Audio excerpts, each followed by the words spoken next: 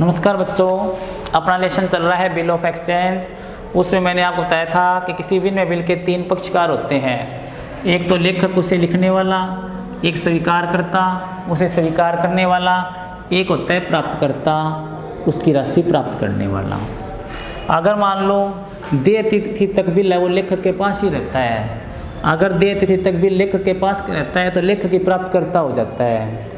लेकिन कई बार ऐसे होता है, जिसका मैंने परसों आपको उदाहरण दिया था कि लेखक क्या कर सकता है, बिल को बैंक से भुना सकता है। लेखक क्या कर सकता है, बिल को बैंक से भुना सकता है, या फिर उसका अपने एग्जाम्पल कर लिया था भुनाने वाला। आज अपने करेंगे जब बिल का बेचान कर दिया जाए। बेचान का मतलब ये होता है कि मान लो लेखक स्वीकारकर्ता में पैसे मांगेगा और लेखक में कोई और व्यक्ति पैसे मांगता है, मान लो तीसरा पक्षकार कोई है जो इसका क्रेडिटर है, तो वो क्या करेगा, उस बिल को तीसरे पक्षकार को बेचान कर सकता है, उसे बेच सकता है। यानी जो लेखक है वो क्या कर सकता है, उस बिल को तीसरे पक्षकार को बेच सकता है। तो जिस तीसरे पक्षकार को बिल बेचा जाएगा वो प्राप्तकर्ता कहलाता है।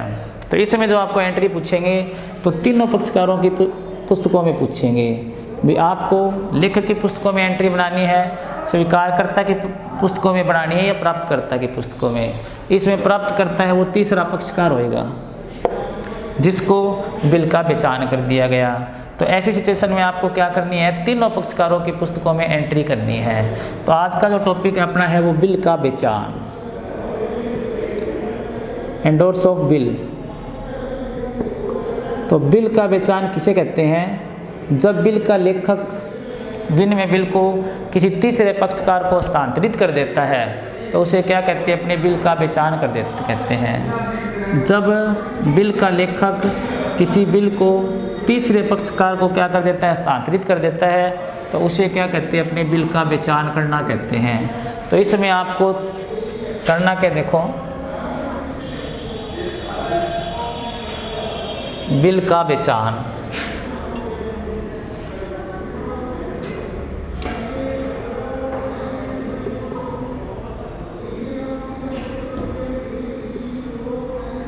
और एक बिल का आगे से आगे कितनी बारी बेचान हो सकता है।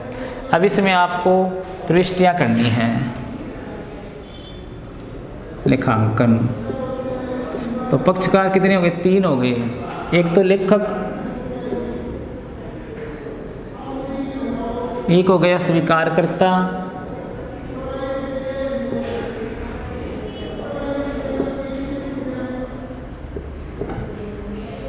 एक हो गया प्राप्तकर्ता।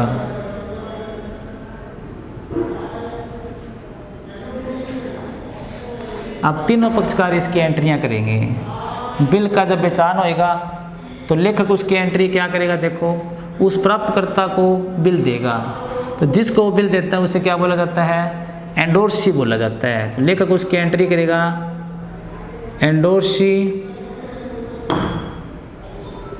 Account debit to bills receivable account की एंट्री करेगा लेखक, endorsee account debit to bills receivable. स्वीकार करता है इसकी कोई एंट्री नहीं करेगा। क्यों नहीं करेगा, क्योंकि बिल इसके पास था, इसने तीसरे पक्षकार को दे दिया। तो फिर वो क्या होगा, endorsee account debit to BR, और प्राप्तकर्ता की एंट्री करेगा बिल्स रिसीवेबल को, तो वो डेबिट करेगा। अकाउंट डेबिट टू किससे रिसीव करेगा, वो करेगा एंडोर्सर से, यानी लेखक से, अकाउंट डेबिट। तो यहाँ पे क्या आएगा, लेखक आ जाएगा मान लो। तो जब बिल का बेचान होएगा तो लेखक किसको बेचान करेगा, प्राप्तकर्ता को। तो उसकी एंट्री क्या करेगा, बिल का बेचान करने पर endorsee's account debit to bill receivable account, और प्राप्तकर्ता इसकी एंट्री करेगा bills receivable account debit to endorser account. अब जब बिल का भुगतान होने पर, अब यहाँ पे प्राप्तकर्ता है वो कौन हो गया, प्राप्तकर्ता वो तीसरा पक्षकार हो गया। अब प्राप्तकर्ता तीसरा पक्षकार हो गया तो इसमें क्या होगा, जब भुगतान प्राप्त होएगा तो स्वीकारकर्ता भुगतान सीधा प्राप्तकर्ता वो करेगा, तो इसकी कोई एंट्री नहीं करेगा। ये वही एंट्री करेगा जो बिल्स पेबल की होती है, bills payable account debit. To किसको भुगतान करेगा, बैंक या कैश अकाउंट। तो इसका तो कोई प्रभाव ही नहीं पड़ा, ये तो क्या कर रहा है, बिल्स पेबल का ही पेमेंट कर रहा है। तो ये एंट्री कर देगा bills payable account debit to bank account. प्राप्तकर्ता राशि प्राप्त करेगा तो किसकी प्राप्त करेगा, वो BR की प्राप्त करेगा। तो इसकी एंट्री होगी bank account debit to bills receivable account. Bank account debit to bills receivable account. ये बिल का जब पहचान होएगा तो लेखक एंट्री करेगा endorse account debit to BR। स्वीकार करता है इसकी कोई एंट्री नहीं करेगा क्योंकि इस पर कोई प्रभाव नहीं पड़ा। प्राप्त करा एंट्री उसकी करेगा BR, उसको प्राप्त हुआ और प्राप्त जिससे उसे एंडोर्सर बोलते हैं तो उसकी एंट्री करेगा BR टू एंडोर्सर। फिर बिल का भुगतान होएगा तो भुगतान स्वीकार करता करेगा और उसको करेगा तो इस पर कोई प्रभाव नहीं पड़ेगा, ये कोई एंट्री नहीं करेगा, ये करेगा BP टू बैंक और वो करेगा बैंक टू BR। अभी अपने इसका एक एग्जाम्पल करते हैं।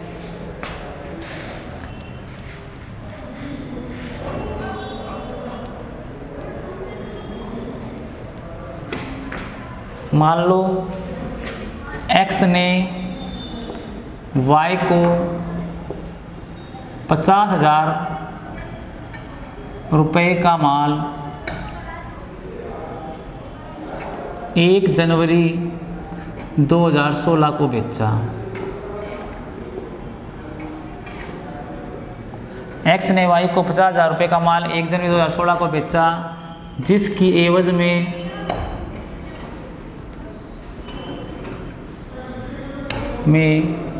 X द्वारा लिखा गया बिल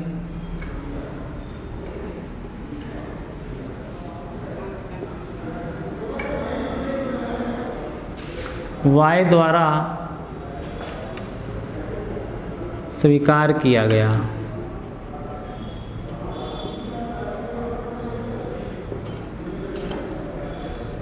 देय तिथि 4 जनवरी को X ने यह बिल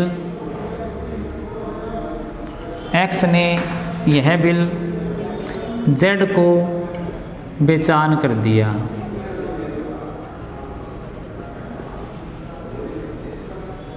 देय तिथि पर बिल का भुगतान हो गया।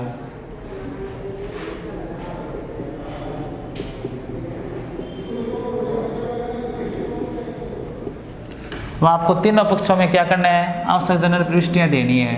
तो पक्षकार इसमें देखो, एक तो लिखोगे in the books of X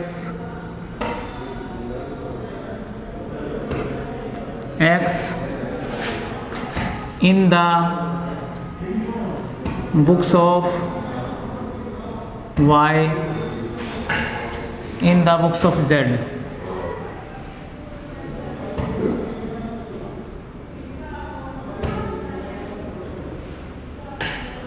तो X हो गया यहाँ पे लेखक, Y हो गया स्वीकारकर्ता और Z हो गया प्राप्तकर्ता। अब यहाँ पे बिल मान लेते हैं। बिल की अवधि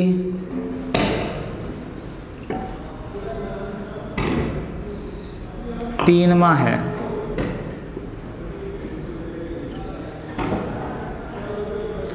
पहले देखो X ने क्या किया, Y को माल बेचा। तो जनवरी 1 को X इसकी एंट्री करेगा Y's account debit to sales account. Y's account debit to sales account. Amount कितनी है 50,000, ये लिखेगा 50,000। अब Y पर इसका कोई प्रभाव नहीं पड़ेगा क्योंकि Z पे इसका कोई प्रभाव नहीं पड़ेगा। Y ने क्या किया, इसको खरीदा है तो Y माल खरीदने की एंट्री करेगा। तो Y माल खरीदने की एंट्री क्या करेगा, purchase account debit to X account. क्या एंट्री करेगा, purchase account debit to X account. और कितने से करेगा, 50,000 से। डेट कौन सी आएगी, वही 1 जनवरी। इस पे कोई प्रभाव नहीं पड़ा, ये इसकी कोई एंट्री नहीं करेगा। अब देखो इसकी देय तिथि 3 महीने बाद आएगी। तो 1 जनवरी में 3 महीने जोड़े 1 अप्रैल हो गया, लेकिन 3 दिन आपको मिलते हैं अनुग्रह दिवस के, और 3 वो जोड़ दो तो कितने आ जाएंगे टोटल, 4 अप्रैल आएगी। लेकिन 4 अप्रैल से पहले एक्स ने उस बिल का बेचान कर दिया जेड को, तो बेचान करने पर एक्स एंट्री करेगा जनवरी 4 को, endorsee to B R, endorsee यहाँ पे जेड है क्योंकि जेड को बेचान की है, तो एंट्री बनेगी जेड्स account debit to bills receivable account. वही बिल कितने का है, 50,000 का। बिल कितने का है, 50,000 का है। तो 50,000 का बिल किसको बेचान कर दिया इसने, जेड को कर दिया। अब जेड को बेचान कर दिया तो इसका वाई पे कोई प्रभाव नहीं पड़ा। इसका प्रभाव किस पे पड़ा, in the books of Z, Z पे पड़ा, तो बी आर जेड को प्राप्त हो गया। तो जेड क्या एंट्री करेगा, बिल्स रिसीवेबल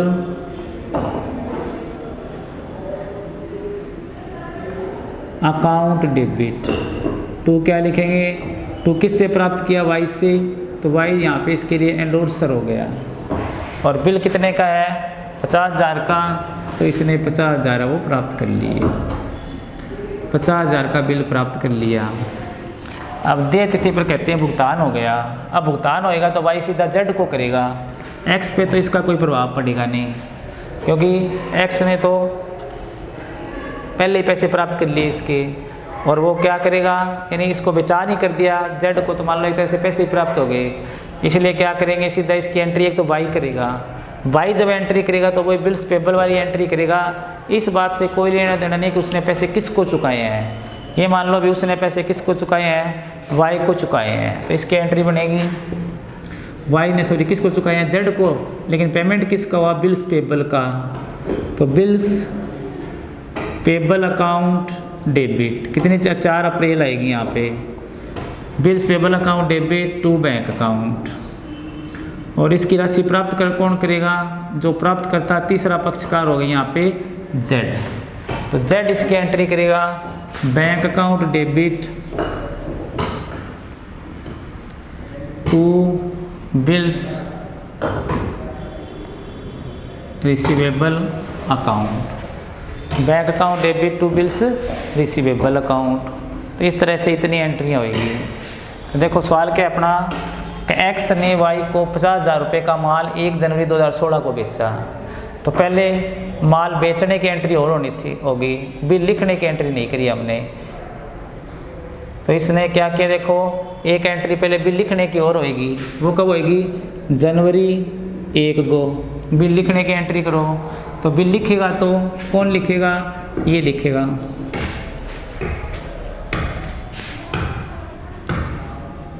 पहले बिल लिखने की एंट्री करनी थी अपने को 1 जनवरी को, जनवरी 1 को बिल लिखेंगे तो ये लिखेगा, ये एंट्री करेगा bills receivable account debit to, किस पे लिखा, वाइज पे, तो Y's account, bills receivable account debit to Y's account, कितने रुपए का, 50,000 का।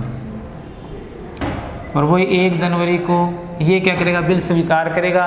स्वीकार किसके लिए, कि एक्स के लिए, तो ये एंट्री करेगा एक्स अकाउंट डेबिट टू, इसके लिए हो गया बिल्स पेबल अकाउंट।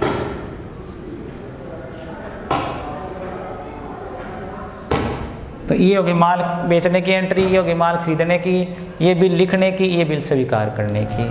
अब जनवरी 4 को क्या किया इसने, बिल को बेचान कर दिया, किसको कर दिया, जेड को, तो ये एंट्री करेगा endorsee to B R, endorsee यहाँ पे कौन हो गया, जेड, एंट्री बनेगी जेड्स account debit to bills receivable account, Z account debit to bills receivable account. और वो 50,000 का बिल है वो किसको बेचान कर दिया, जेड को। अब इसके पास बिल था, जेड को कर दिया, तो वाई पे इसका कोई प्रभाव नहीं पड़ेगा। वो बिल किसके पास चला गया, जेड के पास चला गया। जब जेड के पास चला गया तो जेड इसकी एंट्री करेगा bills receivable account debit. To किससे प्राप्त किया? एक्स से, to X account. Bills receivable account debit to X account. और बिल कितने का है? 50,000 का है। बिल कितने का है? 50,000 का है। तो जेड अकाउंट डेबिट 50,000 से टू बी आर हो गया 50,000 से, और उसने प्राप्त कर लिया। अब कहते हैं देय तिथि पर भुगतान हो गया। देय तिथि होगी 1 जनवरी प्लस 3 माह 4 अप्रैल, 1 अप्रैल होगी प्लस में 3 दिन 4 अप्रैल होगी। तो 4 अप्रैल को कौन एंट्री करेगा इसकी? 4 अप्रैल को इसकी एंट्री करेगा एक तो चुकाने वाला, एक प्राप्त करने वाला। ये तो प्राप्त कर नहीं सकता क्योंकि इसके पास बिल ही नहीं है। प्राप्त करेगा कौन? करेगा ये करेगा। चुकाएगा कौन? वाई। तो वाई इसकी एंट्री चुकाने पर करेगा 4 अप्रैल को। Bills payable account debit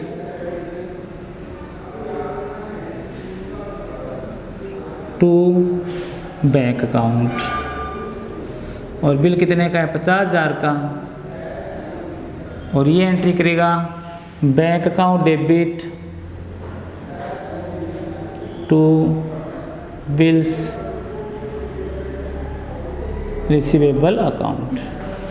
bank account debit to bills receivable account. तो ये एंट्री होगी किस चीज़ की? माल बेचने की, ये माल खरीदने की, ये बिल लिखने की, ये बिल स्वीकार करने की, ये होगी बिल का पहचान करने की, ये बिल का पहचान प्राप्त करने की, ये भुगतान की एंट्री होगी। तो ये होगा अपना बिल में बिल का पहचान। तो आज के लिए इतना ही, बाकी कल करेंगे। धन्यवाद।